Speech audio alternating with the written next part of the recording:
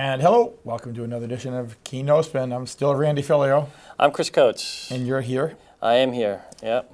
He was running Busy late, day. just so yeah. Busy day. Yeah, that's what he said. How was the ice cream? Right. I wish. Another week. Another 2 weeks have gone by actually, and a bunch of stuff out there. Anything you want to start off with in particular before we start rocking and rolling? No. Okay, that's the end of the show. No, I'm good. Well, let's see. By the time people watch this, it may or may not be before or after the City Council budget adoption meeting, which is Thursday night. Since we're taping this on a Wednesday, that means it's tomorrow. But if you're watching this on Friday, it was yesterday. Right. Pretty good, huh? Couple of issues that'll be on there other than just voting for the budget up or down. As you're aware, Chris, and we've talked about it on this show, I wrote that letter about the rooms and meals tax. The state has been shorting us on for years and years and years. Yep. And so we will discuss that again tomorrow night at the meeting. And basically, everybody was on board that, the state's been shafting us for years, which not a big surprise.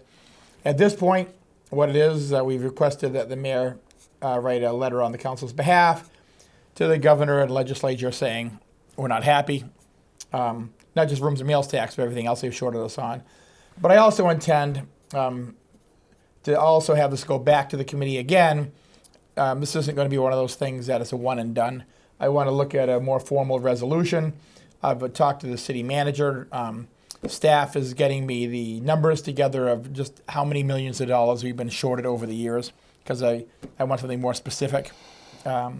Rooms and meals and the other, as you brought up the other night at the meeting, all the other issues that they've shorted us on. So that'll be just one of many things. It's going to be a long meeting tomorrow night because there's a lot of items on the agenda other than just voting for the budget.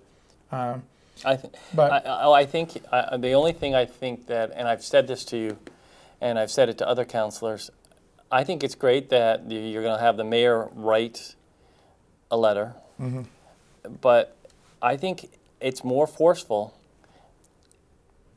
It has a bigger impact on message if the mayor writes it, but the councilors sign below. Right. And I think you're missing the boat if that doesn't happen. And I think that should be brought up tomorrow night. I think you should say that, we appreciate the mayor putting the letter together and signing it, but I think that below it we should be supporting the mayor and his voice because we support this. Absolutely. And it should be all of us sitting around here. All of us should be, this shouldn't be a vote where one person or another person says no, because I've heard in the past the council waver one way or the other, or certain councils waver one way or the other because it's a national issue. And I can see their point. I don't know if I agree with their point, but I can see their point. Because I think you are elected to be the voice. And if a strong enough contingency says climate change is something important or whatever, and then I think you should be able to move it forward and at least make our elected officials know that in the southwest corner of the state, right, or the western corner of the state, it's important for us that these issues are and I think this is it. But this one is different. This one is affecting the citizens that live in this community. Oh, wow. And I think everybody's. I can't fathom any councilor not signing on to this but I think it's more powerful and has a better impact that if the mayor signs it, but below is the council. I will make that request. It's just one, and I agree with you too. I know that the commissioners are preparing to really put together a full press over the coming months, if not year, of really getting their message out there. Right. And it's the city manager hit on parts of it. And congratulations to Elizabeth. Really exciting that she got the fellowship so that she's going to be able to have that period of time down at Harvard. Harvard. But I think it's great because It's all park in the car, but it's she's going to be with like-minded people with like-minded focuses. And she's going to be able to hear what other communities are doing, and she's going to be able to bring what Keene is doing, and so it's a win-win for everybody that's there. So I think she'll be able to bring things back, but I think there'll be people leaving, hearing what Keene's doing, and you may have some visitors come up to learn more about what Keene is doing. But at the same time, we're going to be. I think the best thing that you can ever do is when you hear about something that another community is doing that's great. Yeah. Steal it. Steal it. We wouldn't have the Lions Club wouldn't have the duck race if Bill Lynch hadn't gone. I think it was to San Antonio. Correct me if I'm wrong, please, somebody in the community when you see me. I think it was San Antonio, and they were having a duck race there, and they brought it back, and it's raised thousands of dollars. That's huge. That goes back to the communities and the issues that pertain and are concerning for the community. So I guess going back to my second point, he said earlier that I could argue with myself, and I'm arguing right now with him. He arrived late, and he said, "Why didn't you start by yourself?" I said, "Because I can't argue by myself." Chris can sit here by himself and argue with himself all day long. And lose. It's just an amazing thing to watch. But I do think that this is a bigger discussion. It's and it starts here in Keene, in Cheshire County, in each town that's in Cheshire County, and hopefully then we can start taking it to other communities, other counties. Absolutely. And really getting a groundswell of support of people understanding that this pledge that is out there is a gimmick. It's a plain and simple, it's a gimmick. And it was put in place by Mel Thompson and by William Loeb of the union leader when he owned it. And it's held course over years and years, been strengthened by other people that have come up, that are not even from New Hampshire, but nationally, that have an agenda. And it doesn't serve us. And you know what? Republicans and Democrats sign on to it, and it's not helping us because the impact of our property taxes, a lot of it has to do with the inability of the state to fund programming or take programming away or change formulas so that there's less money coming in or adding on fees. So it's hitting us there, and and we're the ones that have to carry the weight. And so we have to have a discussion. If you're just writing a letter, then you've missed the point. But if this is a mission that over the next year, I'm on a mission with this one. Then I think it's important. I mean, I think it's as important. It's as important as anything that we've done. With the opioid crisis, where you had a task force that was brought together, or a subcommittee brought together that discussed the issues. The biggest thing that came out. Got the ball rolling. The biggest thing that came out of that in my mind was what? Everybody was at the table. Right. Everybody. You had people that were addicts at the table that were. That you had groups, different groups. You had groups that were just starting up that were police, able fire, to police, fire. You had everybody there. Yeah, everybody was there. And so that's how you get effective. You get everybody on board. And what you're alluding to here, Chris, rooms and meals tax, everybody has to be on board. Yeah. It can't be just the city council. It's got to be our county, right? The county. Yeah. I know you guys are on board heavily with this, and but we also need every other town and city in the state on board with this because they're getting hosed also. I heard Governor Sununu on the WKBK a couple of weeks ago kind of gloating how the state has a $200 million surplus. Right. You don't have a surplus. You haven't even paid us back our rooms and meals tax yet. There's no surplus. Right. I joke, it's like you and I going out and pickpocketing somebody and saying, hey, we got a good surplus this week. Let's get another one next week. It's exactly what it is. The governor and the state have been pickpocketing us and bragging how they've got a rainy day surplus and rainy day fund and a surplus, and no, you don't. Right. No, you don't. So I got the figures here. They're at the city council also. Now, I get why the state and the governors have done it over the years. It's still wrong, but they're like, major shortfall, which is basically their excuse for stealing. In the past decade here, especially the past few years, we've got a surplus, a record surplus, and they still don't give us our 40% back. And they will be fair to Chris too. Chris is the one that brought this up in one of our meetings when we were talking. So you get some kudos. You get kudos. But I think it's like you're talking about the room and meals and that you want your fair share back. Right. But the school district, and I've talked to Superintendent Rob Millay. All the other revenue sharing. All the other, that's we're feeling the pain, continually. And I believe that municipalities as a whole, whether it's towns, cities, or counties, and even on the state level, they're pretty tight. They're pretty, because we've had to, because we don't have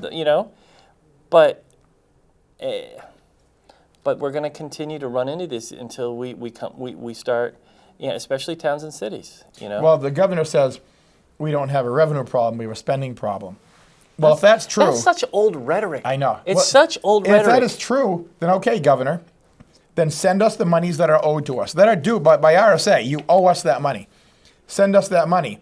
And then their argument is, well, we can't afford to send you that money. Well, then you have a revenue problem. If you can't afford to give the cities and towns money that is owed to us by agreement, then you've got a revenue problem in Concord that you have to deal with. This whole, we're a little short on money, let's rob more from the cities and towns. The amazing thing is, Chris, how many years have we gotten away with this?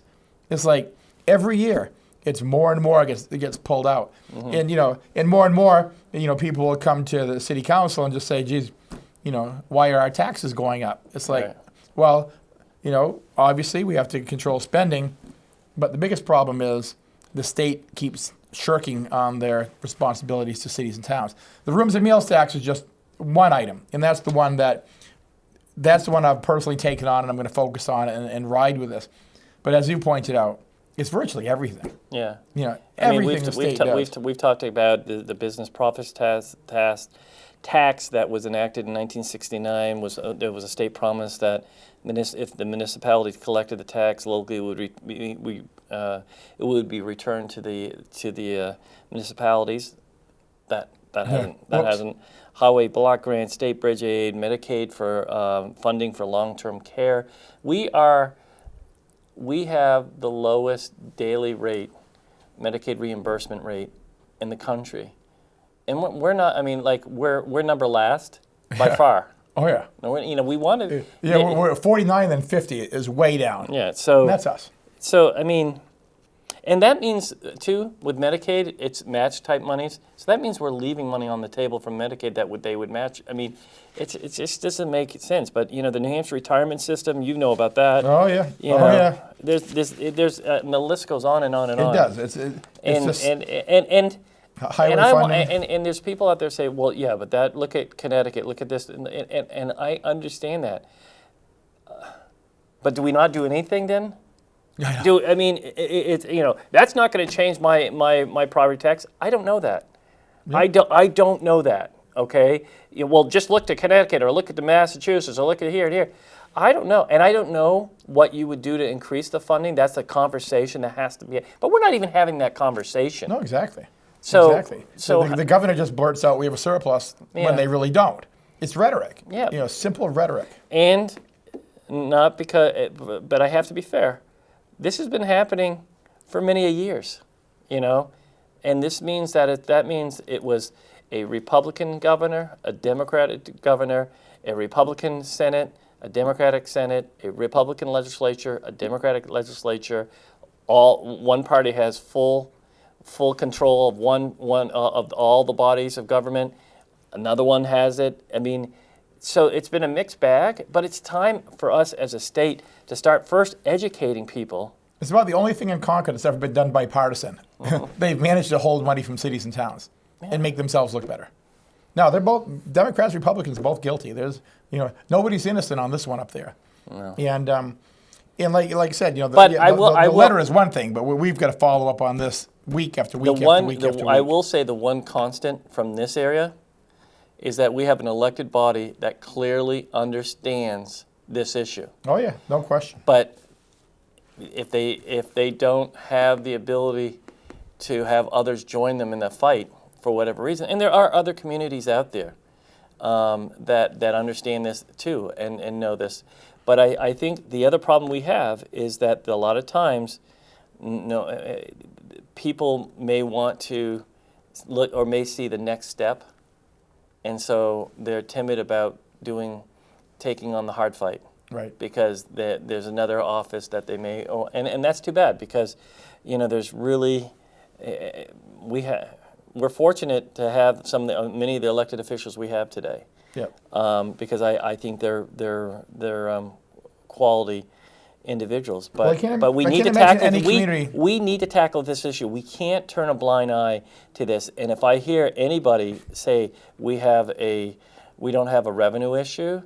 Yeah. It's just if I hear that, I'm just gonna. They're lying. No, they're lying. It's smoke and mirrors coming out of the state. Yeah. And like I said, when I heard Governor Sununu on the radio gloating about a surplus, that he actually told, it was Paul Schering on the radio, said we really don't need any additional revenues. He goes, we're sitting on a $200 million surplus, and I'm like, thinking about everything that we've just looked at. I'm like, how can you say that with a straight face? Well, he did. Yeah. I guess like father like son, but we'll be dealing with that this week and next week and the week after, the week after, the week after. I know the county will, and we'll get letters and out to all the cities and towns too. I can't imagine any city or town in the state not backing us on this. Mm-hmm. I mean, you look at Washington, nothing surprises you, but it would surprise me if any city or town didn't back us up on this. I know you'll get the other counties fired up too.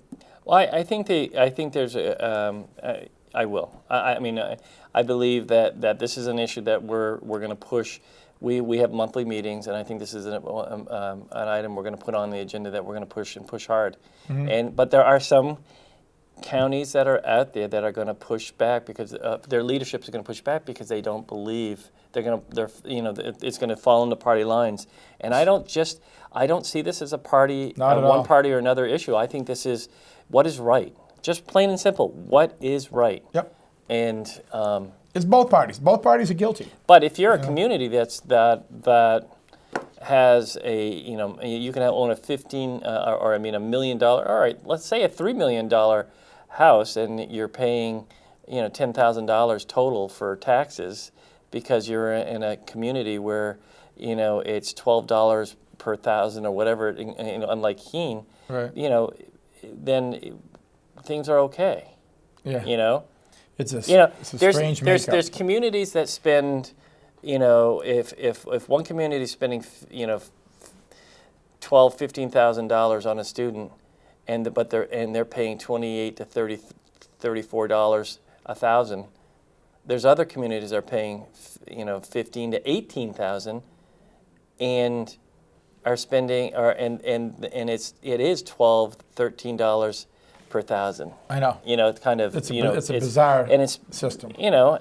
But it's certain communities that have secondary homes that are, up near water and like Rye or whatever. So it's just we got to look at it and see as a state, because I think it's healthy. I mean, we talk about the universities, and we talk about a workforce issue, and we talk about keeping students here in New Hampshire. Yep. But we only give very little to the university system. I think we're number 50 there too. We're 50 again, and that's we're number last. Yeah, number last. We're number last. Way number last. And we'd have to really bump it up extremely so to get to like 48. It's crazy. And it's too bad because we're shooting ourselves in the foot. People are choosing to go to other states, and the studies show that when they're there, they have a better chance of staying in those communities that they went to college in because they build the bonds. They find that for whatever reason, when in reality, if we funded the schools on a higher level, then their cost of going here would be less, but we don't have the money to do so. And so we're crying about having a workforce issue. It's funny. And we have a workforce issue. It's funny how we sit here and we talk about this, especially in this corner of the state, and it's common sense to us. And it's mind-boggling when you look at other parts of the state and they don't want to hear it. Mm-hmm. Like Sununuville. But, well, we fired the shot across the bow.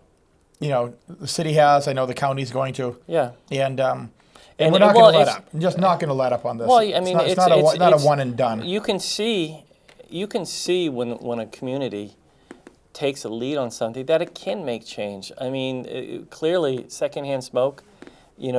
Some years ago, Keene did this, Right. and there was one or two other communities that did it also, and there was a lawsuit. But at the end of the day, what happened is the people in the restaurants thought this isn't a bad thing. We're going to keep it status quo like it is, and then over time, it did become law on some levels, and the vaping 21. Yep. So I mean, you can, and I think you see the vaping. You see actually even Washington is looking at putting it out for 21 nationwide. Right. And even the vaping companies are coming out because, and you know why? Because they see the lawsuits coming, because now there are so many middle schoolers hooked on vaping because the nicotine content is so high. Yeah. Middle school. So they see the lawsuit, so they're pushing for 21 also. But so we're ahead of the curve. Yeah, and so I think that if it's done right and it's done thoughtfully, and there's information to back up what the conversation is, right, then I think you can have impact. Yep. So absolutely, and we're going to. Yeah.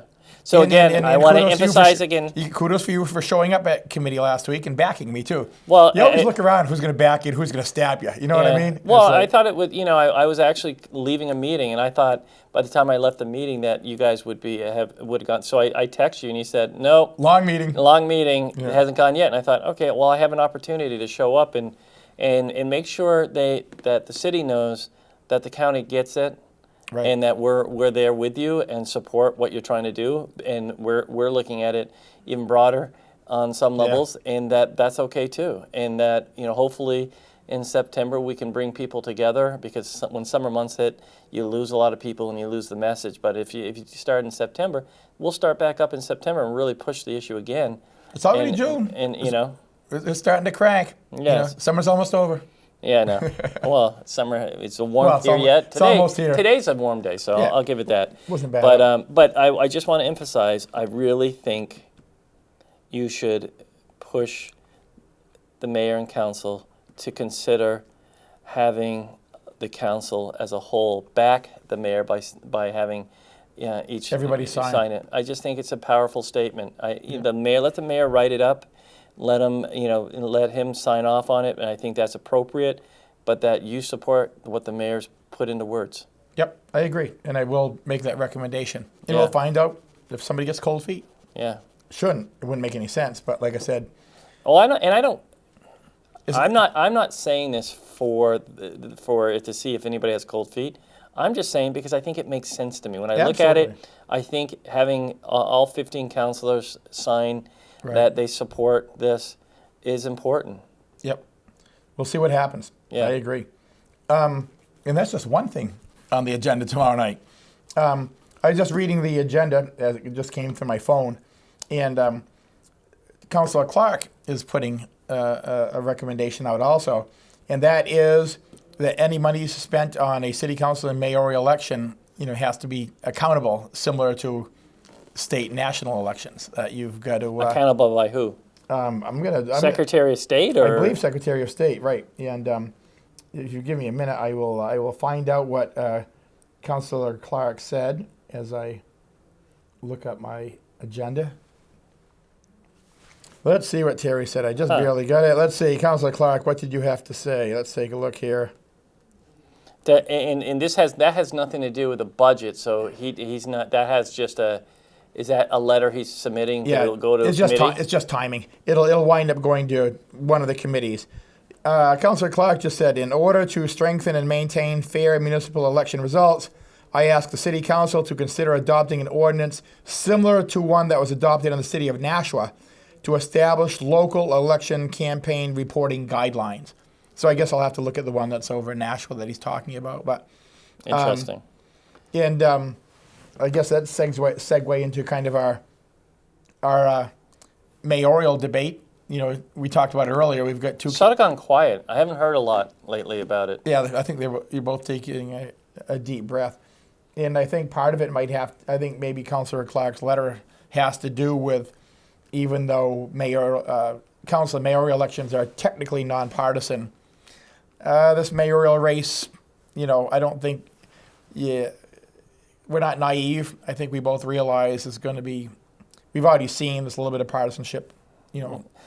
But the So I think Councilor Clark, what he's saying is, if any party monies are coming in, they have to be accountable. We want to see. does the city charter say it's a nonpartisan race?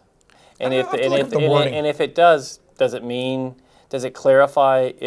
I mean, if there's nothing there, then I mean, really, it's in theory it's a nonpartisan race. But that if you have nothing in place that says that you can't, then why can't a state party? It's not. I'm not saying I approve of it, but who's to say if you don't have a policy in place that can't happen? No, I'll have to read the charter again. I don't believe there's anything in charter that dictates that. That is, I mean, it's technically nonpartisan because you don't have to say your party affiliation to run. You know, you can just say independent. You can say whatever. Yeah. But I think what Councilor Clark is thinking that maybe there will be monies coming down from various cities other than Keene. Yeah. And I think and I'll have to speak to him, I think he wants transparency, No, I don't. I respect the fact that Terry's doing that. But I'm trying to think if the charter would have anything in there. I mean, I know that it's always seen as a nonpartisan race, but is there any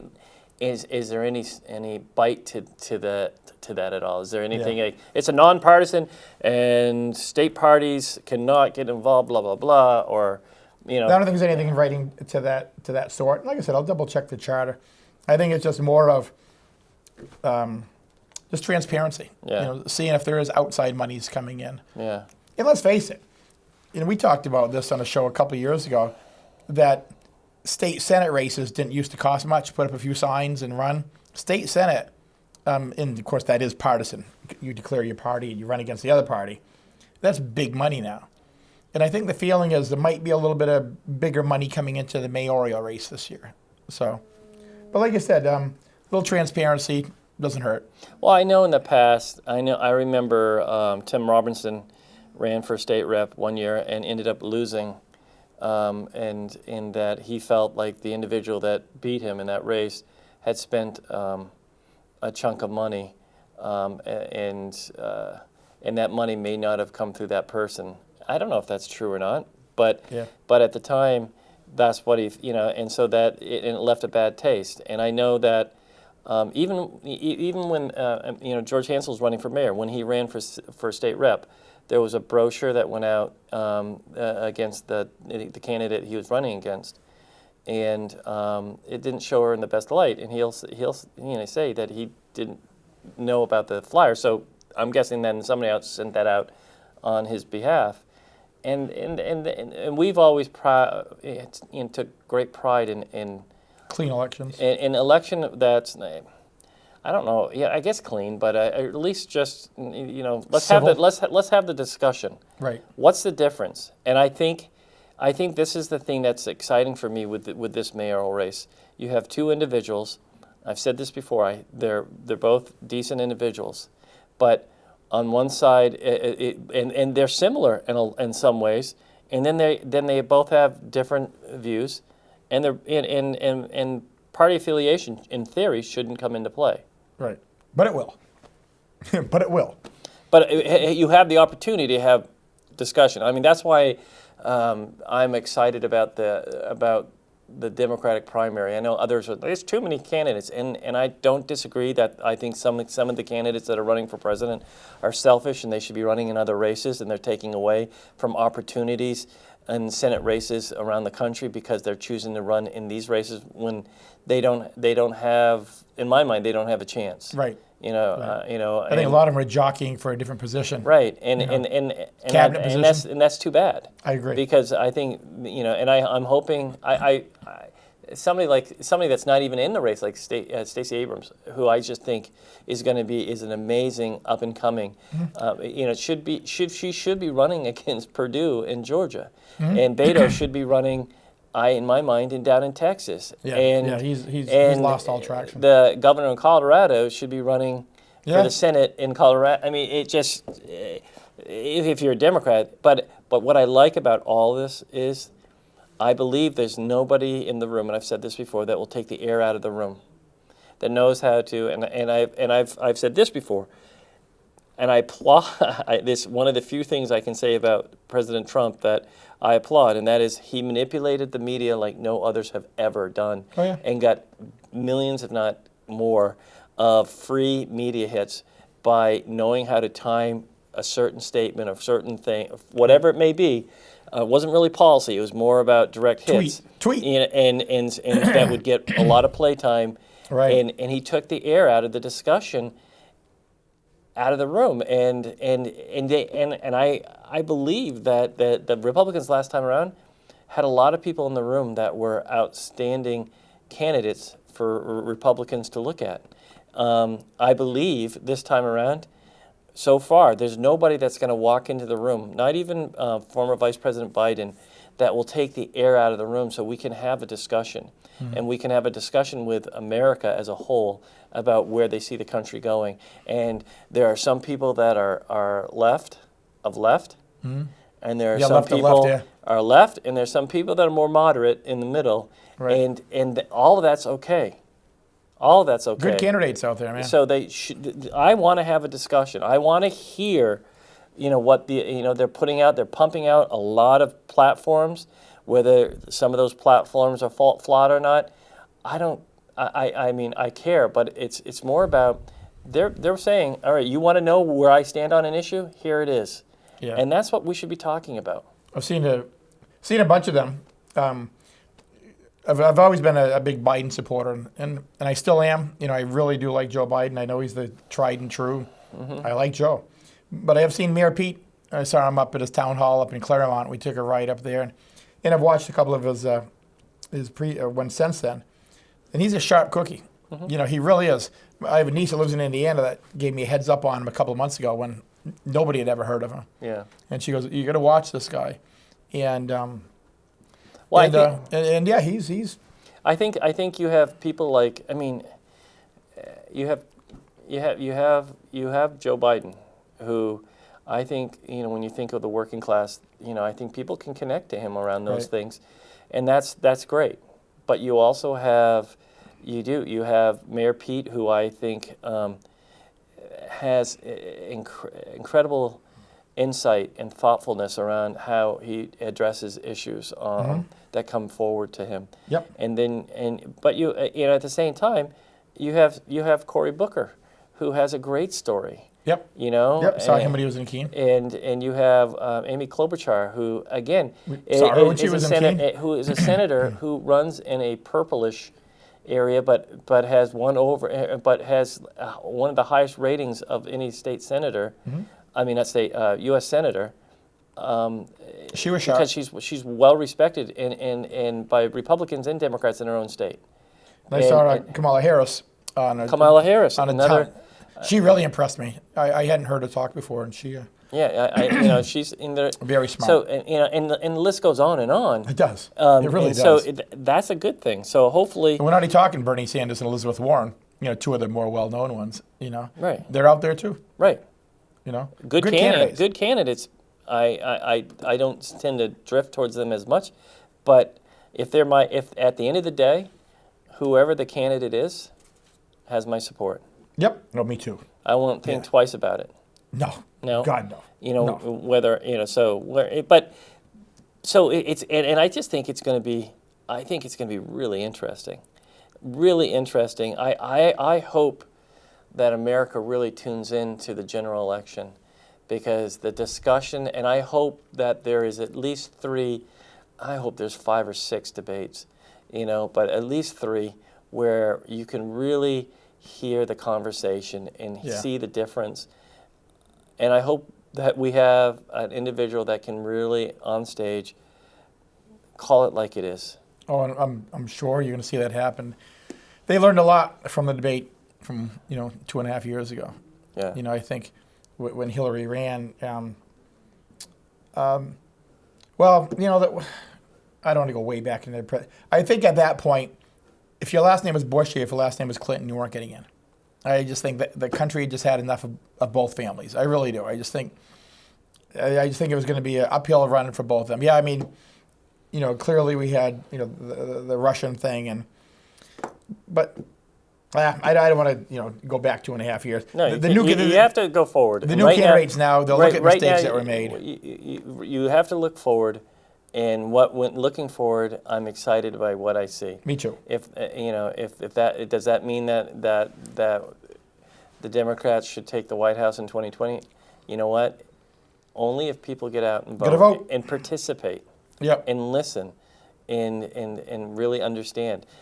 What's the crazy thing is, the economy right now, it continues from President Obama's administration and where he took it to where it is currently. It's evolved. It continues to evolve.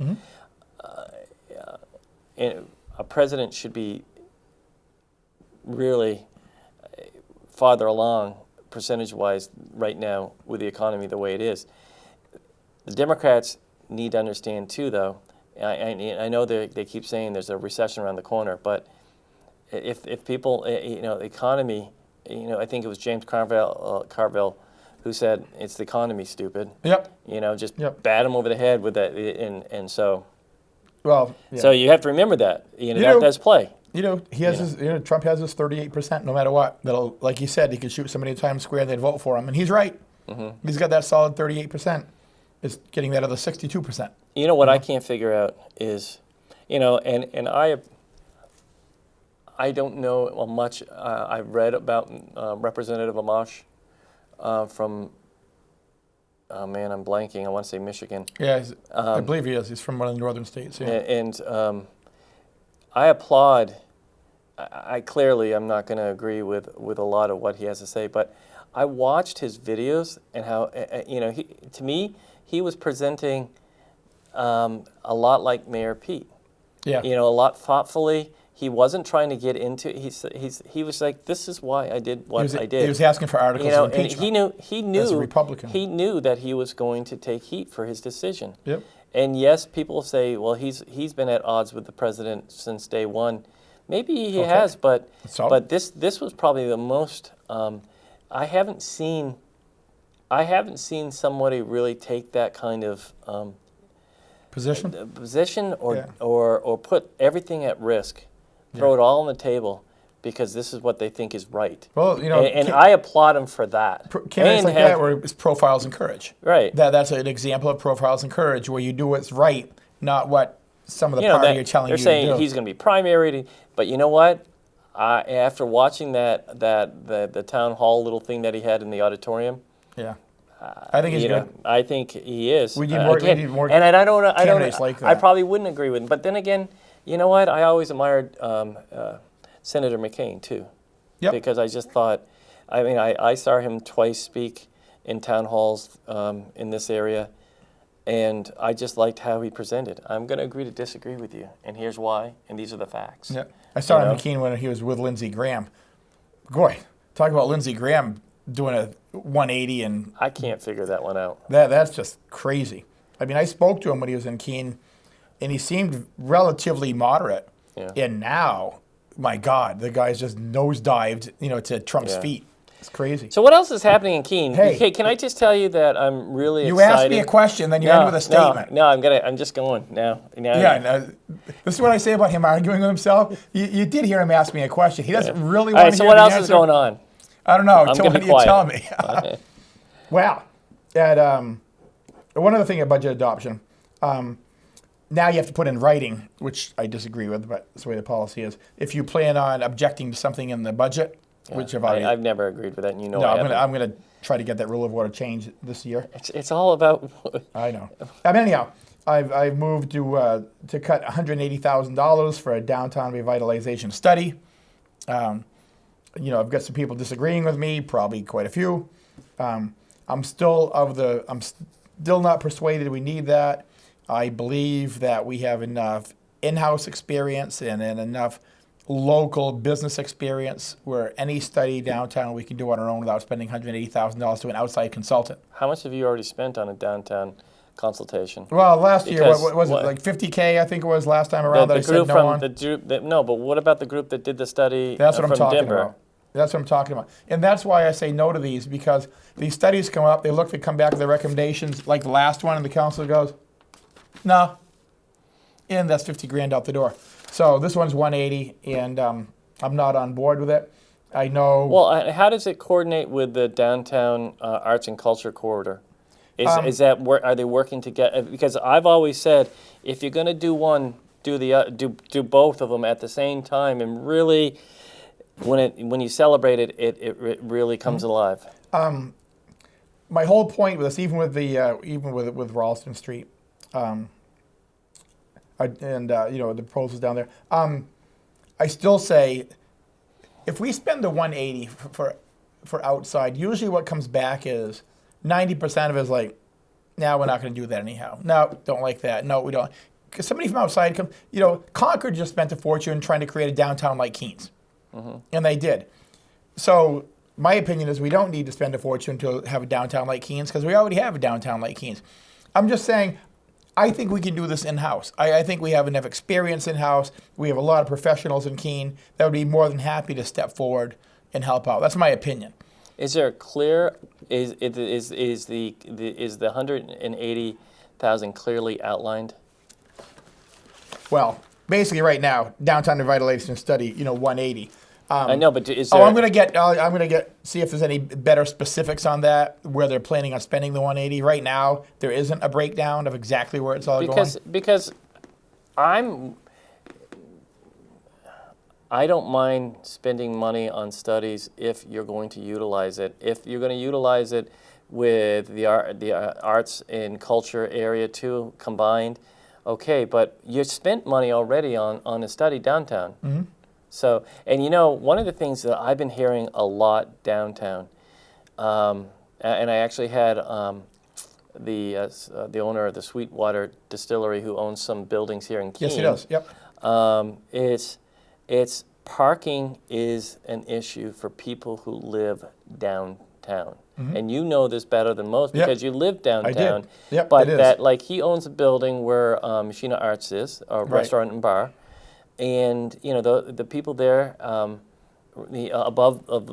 that, he rents out apartments, mm-hmm. And he even, I think he pointed out that towns like Claremont or Northampton, they have, Claremont downtown doesn't have a lot, but they have a parking garage, and you could rent out a big portion of that to downtown renters. Right. Who could utilize that parking garage, and it would strengthen the downtown. It would bring people downtown. It would actually bring up the clientele. His perspective is right now, if you don't have parking for clientele downtown, then there's people that are going to move just outside so that they have parking that would be spending money downtown.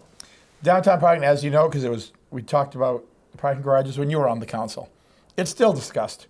I don't know if it's, we'll be taking a look at the, as we look at this arts corridor. I mean, I know that's part of what's going to be looked at. But I've never heard in any of the studies that have been done about parking, and I've read some of them in the past. I don't remember really the discussion around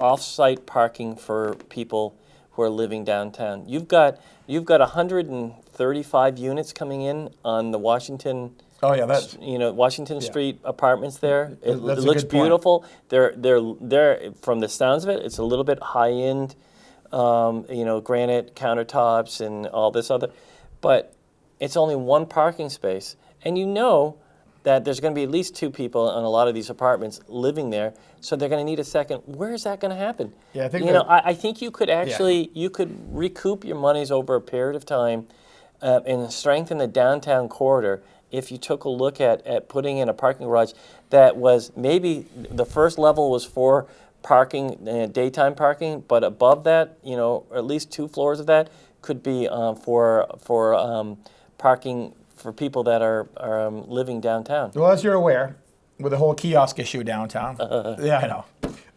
The whole issue of parking was kind of brought back up again. Our former city manager and assistant city manager, Med Kobzinski, is now in charge of parking again. Mm-hmm. And that is on the table. I spoke to Med a couple days ago about that. He's going to bring out the whole parking issue, right back to the forefront again. Yeah. And I'm happy he's doing it because he will be detailed and he won't worry about being politically correct or stepping on toes or whatever. The facts are going to be the facts, and he's going to put them out in front of us. So well, I think that the parking downtown, almost any study I've ever seen, the parking downtown is adequate for downtown. It's just that people may not want to walk farther than the store that they want to park in front of to go in. And that's a problem you're never going to solve no matter what. A lot of towns, Portsmouth has that issue too. But if you added a parking garage downtown, that would help some day parkers, some workers, and then the people that are living downtown. And you may increase the level of income that people are renting apartments downtown because now they have a place to park their car. Did you just say Claremont has a downtown parking garage? Oh yeah. Yeah, that's funny. It's great because it's right around the corner, literally 100, maybe 200, 100 yards away from the Common Man. The sad part is, because I was in Claremont a couple of weeks ago when I saw Mayor Pete. The parking garage is probably the nicest building in Claremont because there's nothing downtown. Those stores were empty. The nicest buildings are the buildings that they renovated along the river with the Common Man and the restaurant. I mean, the hotel right there. Their downtown needs some work. And they have the theater downtown. Maybe we can buy the parking garage and move over to Keene. I don't think anybody's using it. Claremont really has a beauty to it. It's just struggling economically. It's too bad because the downtown has a nice little center area. Yeah, it's nicely shaped. And if they could just... They can't get out of their own way over there. But... You read once a week, somebody in the Claremont, the city council, the school board is getting sued or thrown off. Well, but they do have a very good mayor right now over there. Do they? Yeah, they do. I'm just reading. Everything I've heard, she's doing a great job. She's got her hands. Yeah. She's got her hands full. But like I said, I was over in Claremont. I felt bad. I came to the downtown. I'm like, that's pretty sad. Yeah. But if you drive into Claremont, they've got some beautiful houses there. I mean, I think. Are you moving to Claremont? Are you doing a plug for Claremont here? No, Chris? but I think that it has all this potential. I just don't know how they get there. I really think it's a beautiful area, and I think they have the old buildings downtown. I think they have the same type of infrastructure that we have here in Keene. They just don't have a college. They don't have a college. Well, they have Route 91 though. I think one thing that we've had over the years was MEDC and Jack Dugan, and I realize it's only one person.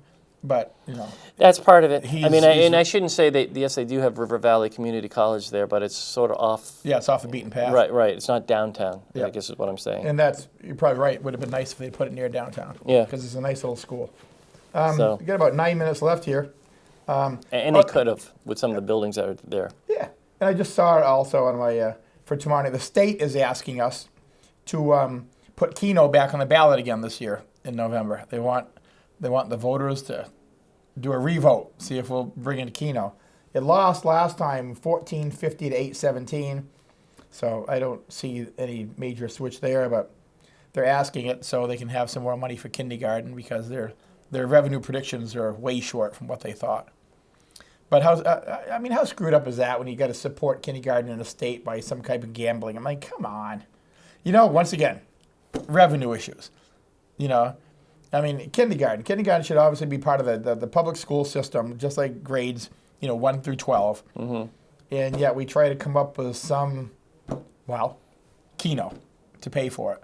Yeah. And it's fallen way short, and the state wants it to go on the ballot again, which I have no problem putting it on the ballot. I probably would have voted yes.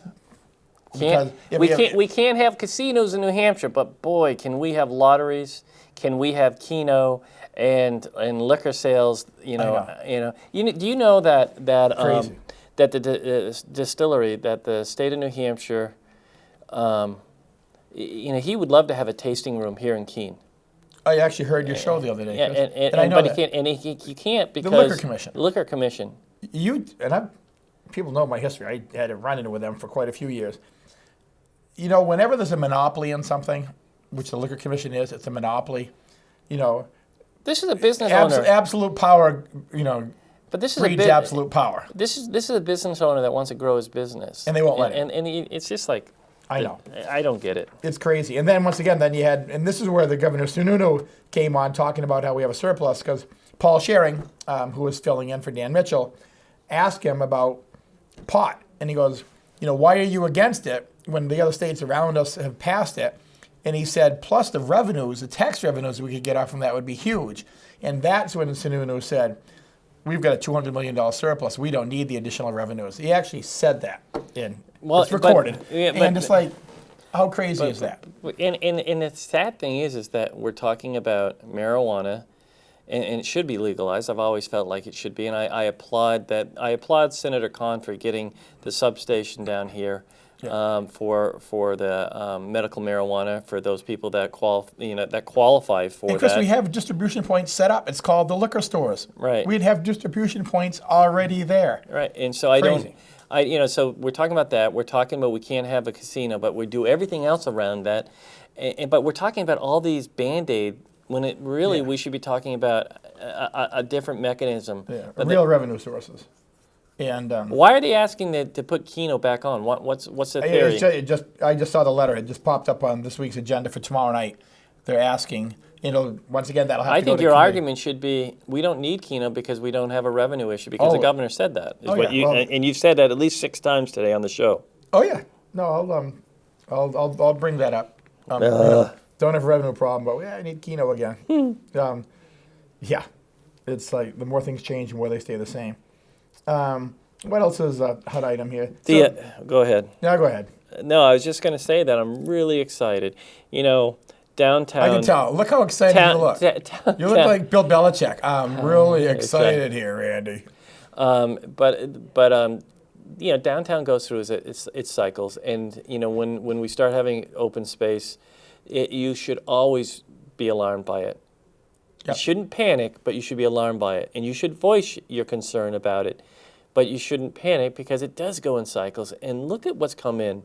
The Keene, what is it? Brandy Wells. Oh yeah. Brandy Rue, and her. I'm blanking. And I want to say it's Keene Emporium. Yeah, that's close enough. And she's done a great job. I mean, just a wonderful job. Small little retail shop. But it's a funky little thing, and people like that when they're down, when they're out, and so that's cool. Fun. But you've got Dory. You've got Dory that's now grown the poorhouse, and now it's the poorhouse restaurant and the bar portion of it. Right. And that's great because I think it fits in. I don't think it takes away from anybody in that area. Nope. I think it's a more, like she said, a more relaxed, comfy food type. Comfort food. Yeah. And what I said to her is, I said it's sort of like Lab and Lager up here, and she said exactly. And I think it's great. If I'm running late and haven't had lunch and I want to run down and grab a sandwich, I can grab one and bring it back to work. That's great. And I do that. I do that with the stage. I get salads or whatever, or I go over to Lucas too. It's just another option, and I think it's healthy. Yep. But next to it, the store, the Craftsman, the League of New Hampshire. Craftsman. Yep. And that she has done. Taryn has done a wonderful job. Wonderful job. It's really exciting. I think MEDC had their foot in the door to help with that also. So kudos to them. Really? For helping. I wasn't. Yeah. I know that Dory did. I mean, she did over the floors because it's been empty. She had to up her game, and she did the floors, and she put in new lighting in that area, but then in the tasting room that you talked about, TD Bank, that's huge. Yeah. I got to be honest with you, Chris. Of course, with TD Bank, they will not sell to another bank. Yeah. So you're just sitting there thinking, what is possibly going to go there, and the gentleman that owns Odelay took it over, and it's like, for the tasting room you talked about. Ash, yeah. What a major project that was, or is. You know what I like too is the evolution of young people coming in. And really taking on like Machina Arts. It's you've got they call him this too, the Godfather, Luca. And he's had his restaurant, and George Bennick has had the stage, and his family's had the stage for years. And they've had to evolve and keep up with it. And I think, with Machina, and even with some of the food truck stuff that's going on in the city too, it ups everybody's game. If people are getting funky about their menus, everybody else is looking and saying, what do we need to do to maintain our edge too? And I just think it's an exciting time. I will say I was talking to one restaurant owner who said on some levels, we've got so much going on. There's going to be some victims of it because there's so much choice. Yeah, well, maybe. But it just makes everybody up their game. But I think right now we're in a good place, especially with the redevelopment or the rebirth of Roxbury Street. Yep. You've got, and that goes along with the rebirth those of Railroad Street those and apartments, all like those. you mentioned, there's going to be a parking shortage, but there's going to be a lot of extra bodies downtown. One of the coolest things is 17 Rocks, where they have the artists, areas where the artists can go in and rent the areas. Mm-hmm. And that's been something I've talked about for years, and it's part of the arts and culture corridor. That could happen too. It's really exciting, I think. We didn't have a chance to talk this last night. Wall Dogs is coming up here pretty quick.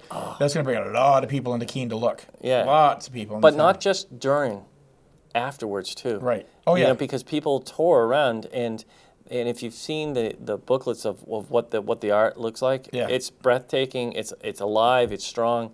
So I'm really excited to see how this all goes out. Yeah, downtown is going to be hopping. Like you said, there's not many empty spaces again. There's a couple spots have opened up, but from what I hear, there's people looking at those spots right now too. So yeah, Fat Stuff is still open, but the Wall Dogs are in the there. Wall Dogs took it over. Yeah. Right, and so once that's up, then hopefully that gets filled. Yeah. I'd like to see a clothing of some sort go in there, but that's just me. Yeah, well. And in Scores, we'll see what happens with Scores. I already know a couple of people looking at that spot too. So there's people out there. Yeah. There's people out there looking to invest, but. Hey, we're going to go. We'll see you here. in 2 weeks, and so enjoy the warm weather. See ya. Out of here.